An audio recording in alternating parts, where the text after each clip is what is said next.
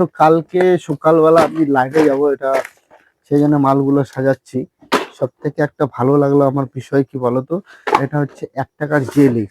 তারপরে হচ্ছে তোমার এই যে জলের জন্য যে ব্যবস্থাটা করে দিয়েছে, এটা কিন্তু খুব সুন্দর লাগতেছে।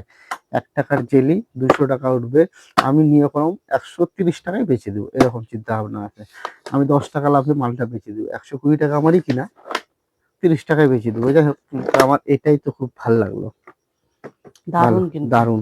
তারপরে হচ্ছে কিছু কিছু নতুন মাল ঢুকছে, এই যে তোমার আম জুস।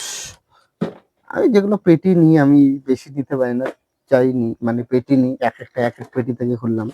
এটা হচ্ছে আমবাটি, আমবাটি। জেলি হ্যাঁ জেলি, এটা জেলি জেলি। জেলি আম না, জুসের মতো নিয়ে আমের জুস হয় দেখো, হ্যাঁ হ্যাঁ হ্যাঁ, জলের মতো। জলের মতোই।